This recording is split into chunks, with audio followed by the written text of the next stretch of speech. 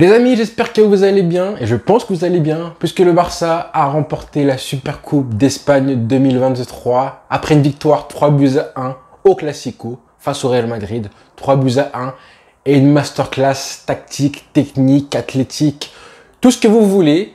Qu'est-ce qu'elle fait du bien? Je suis très heureux, très heureux honnêtement. C'est juste une Supercoupe d'Espagne. Mais qu'est-ce qu'elle fait du bien de partager ça avec vous. C'est le deuxième trophée. Seulement le deuxième trophée que je partage depuis que la chaîne YouTube a été créée maintenant en fin 2020. En gros, depuis 2 ans. Depuis 2 ans, c'est le deuxième trophée forcément. Un trophée qu'on gagne 21 mois après le dernier trophée quand même. Presque 2 ans. C'est le premier trophée aussi de l'ère post-Messi. Donc c'est un trophée qui fait forcément du bien après avoir vu le Real collectionner les trophées depuis maintenant 1 an. Franchement, ça fait énormément de bien. Il y a un petit peu d'émotion. Je ne vous cache pas que là, je suis un petit peu émoustillé. Mais bon, c'est normal après ce qu'on a vécu parce que c'était un récital. Là, je dis souvent que l'essentiel et le plus important, c'est forcément les titres et les victoires. Là, on a eu la victoire avec le titre et tout ce qui va avec, en plus face au Real, face au rival, face à l'ennemi juré. On a eu la manière, parce que franchement, la manière a été incroyable. On va en reparler, parce que là, tactiquement, j'ai des choses à dire. J'ai forcément pas mal de choses à dire. Et on a même eu les statistiques, 3 buts marqués. Dommage, ce clean sheet qui change quand même pas mal de choses. Parce que je pense qu'à 3-0, on pouvait ranger ça. Ça y est, c'était tamponné. Tamponné, victoire mémorable. Comme toutes les victoires mémorables qu'on a eues depuis 13 ans, 14 ans maintenant, depuis 2009. En commençant par le 6-2, le 5-0, etc. Là, 3-1, ça fait plus lourde défaite, mais je pense pas, tu peux pas classer ça dans une défaite marquante et comme toutes celles qu'on a collectionnées depuis des années maintenant.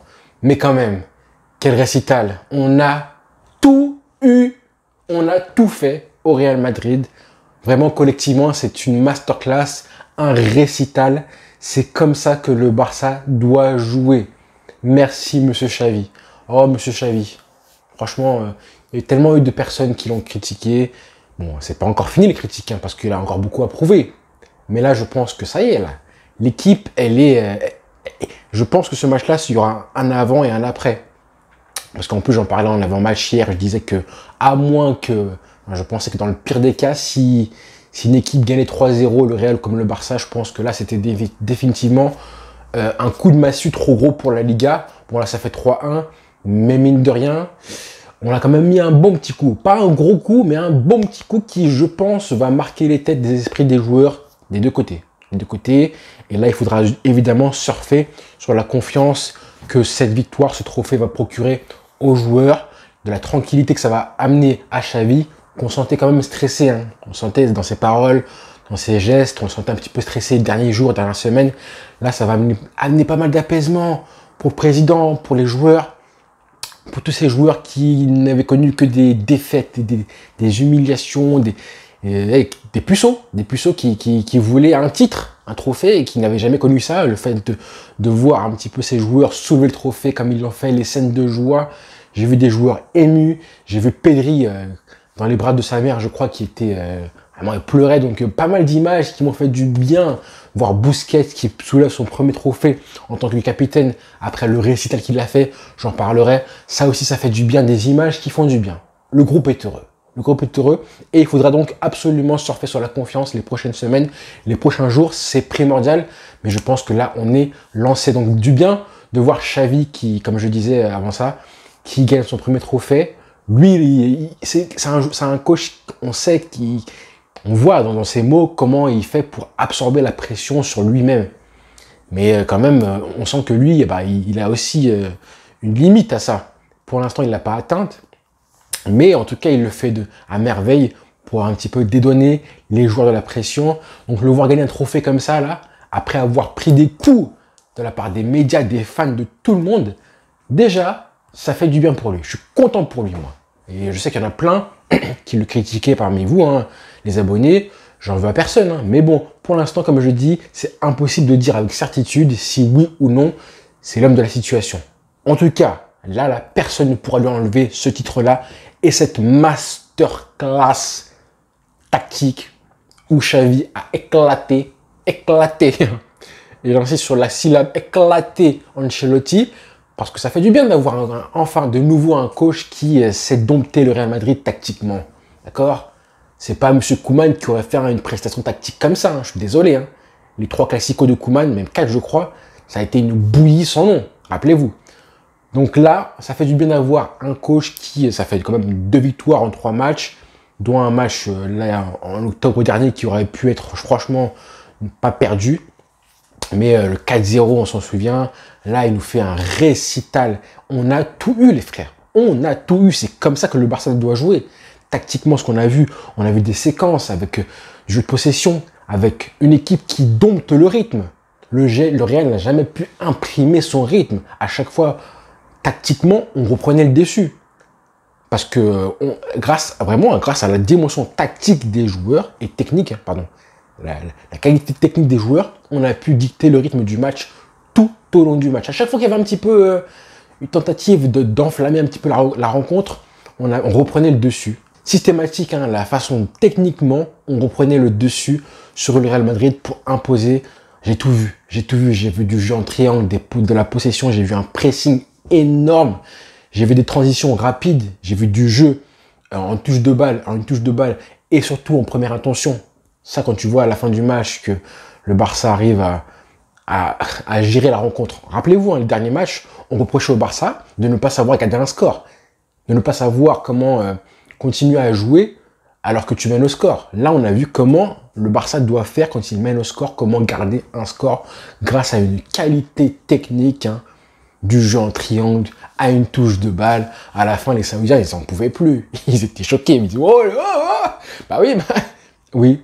Forcément, à 3-0, c'est plus facile, certes. Mais c'est parce que avant ça, techniquement, tu les as écœurés. Tu les as fait courir. Au début du match, il y avait des 3 joueurs au milieu de terrain du Real Madrid qui arrivaient un petit peu à nous gêner. Hein. Donc, Camavinga. Et comme par hasard, j'ai fait un tweet à la 30e minute. Hein, je me suis dit, là, Camavinga, c'est bien ce qu'on fait. Hein, mais on lui laisse un petit peu trop de liberté parce qu'en plus, il était en 6. Il était en 6. Et il nous gênait. Il a un volume de jeu, il nous gênait.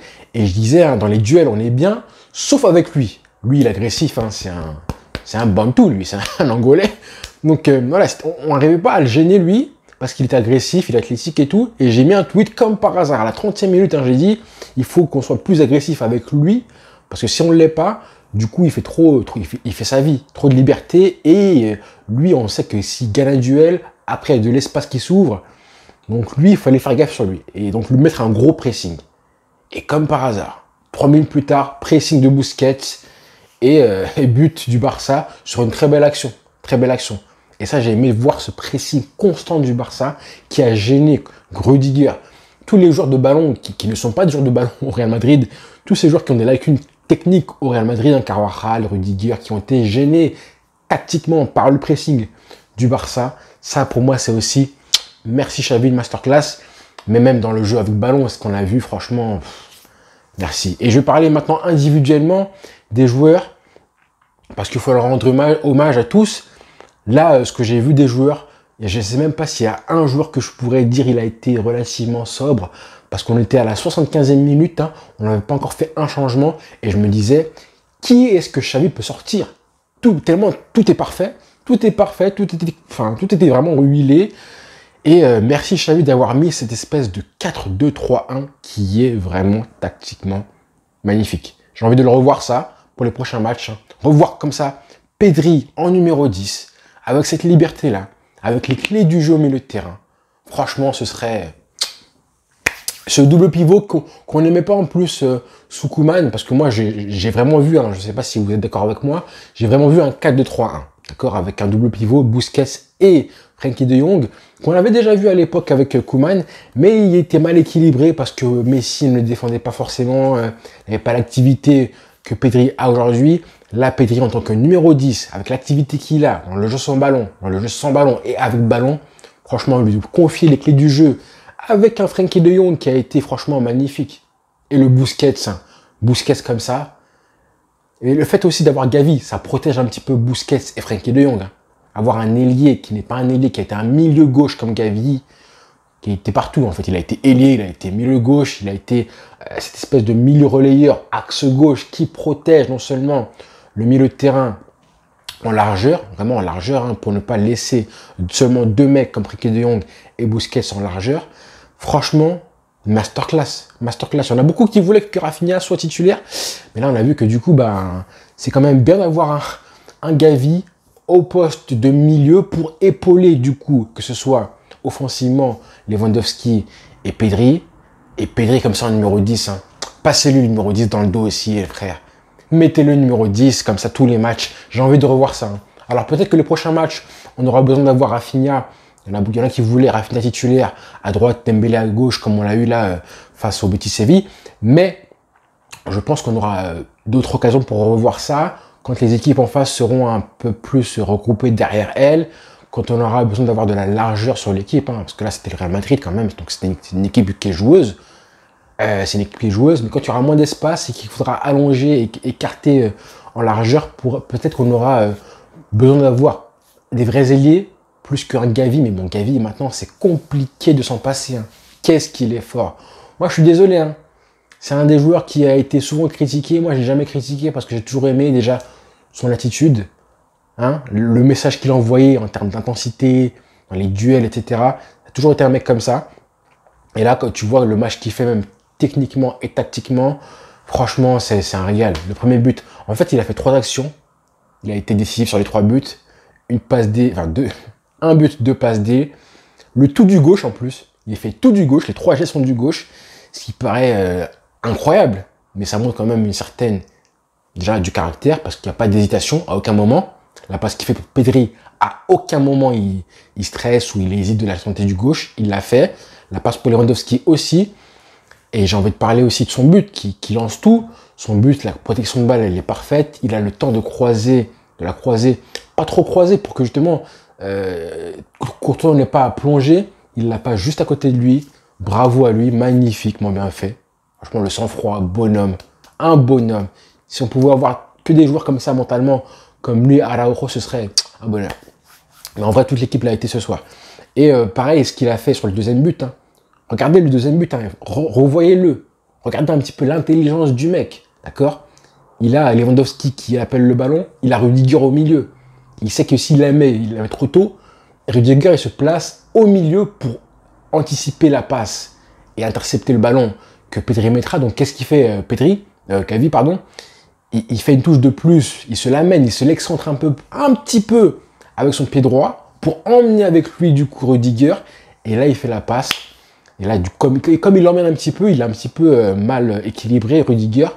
Et là, il fait la passe du gauche. Mais quand même, le QI, quand même. Juste ça prend... c'est un dixième de seconde. Mais il faut quand même réfléchir pour faire ça.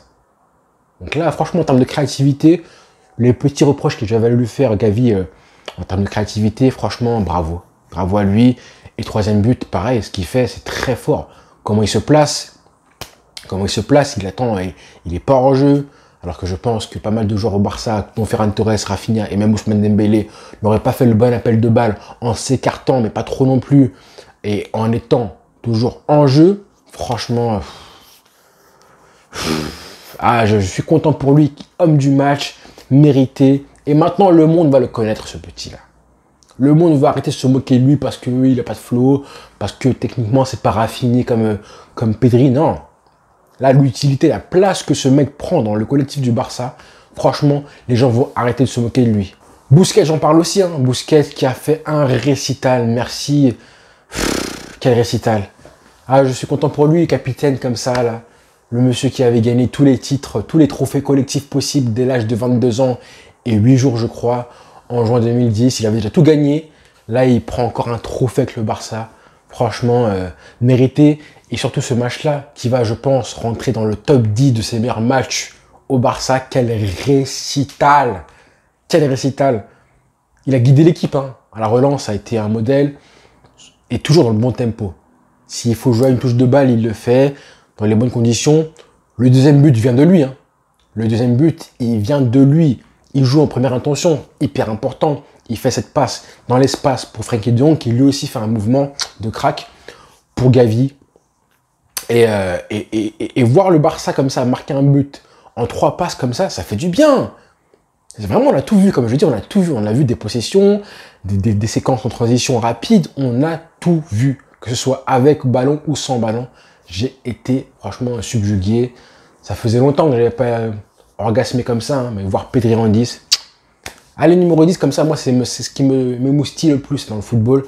Donc voir Busquets comme ça, hein, derrière un numéro 10 en plus, en termes de qualité technique, franchement, ça a été un régal. J'ai quand même envie de placer aussi un merci pour la défense.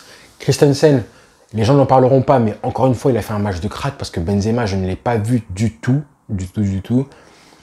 Vraiment. Araujo a encore une fois dégoûté Vinicius.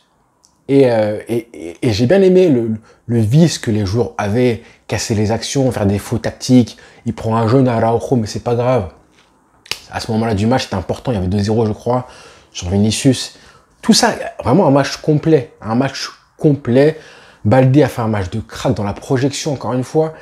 En vrai, c'était vraiment lui, le vrai ailier gauche, c'était lui. C'était pas vraiment Gavi.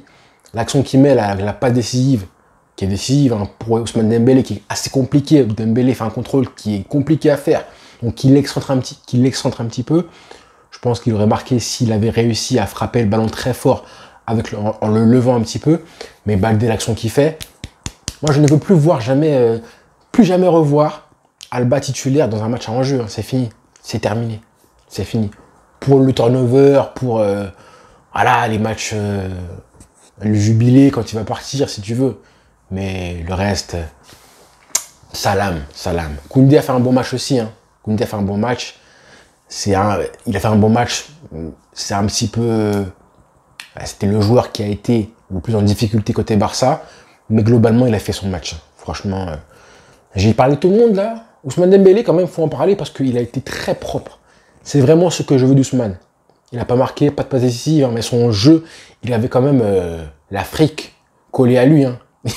Il avait Kamavinga, hein, Rudiger et Mendy. Et il s'est continué ces mecs-là au début du match. Dans la sobriété, il n'a pas voulu forcer le 1 contre 1. Il a fait vraiment ce qu'il fallait.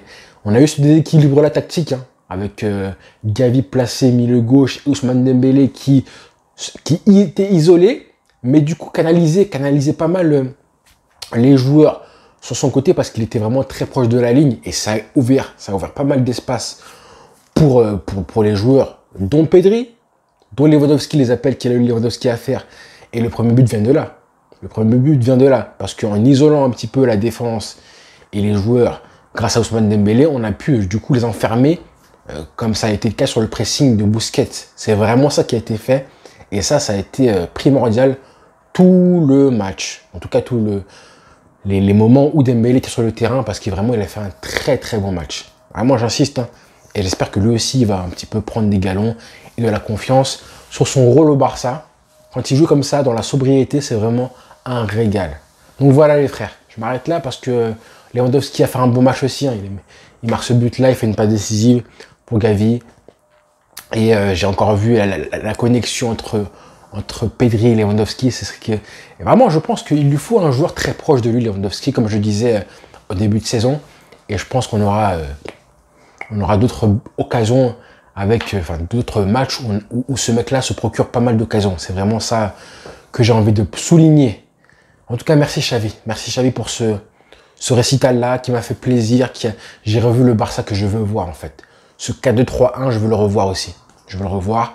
Et enfin, un match sur lequel tu peux capitaliser de la confiance.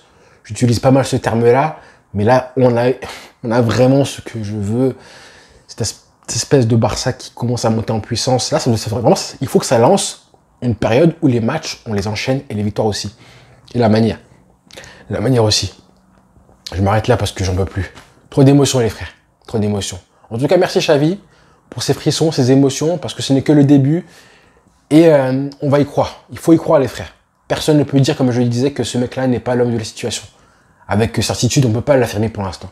Donc pour l'instant, on va continuer à le faire confiance parce que ce qu'on a vu ce soir, on veut le revoir et on peut le revoir. D'accord? Et on va capitaliser de la confiance jusqu'à United.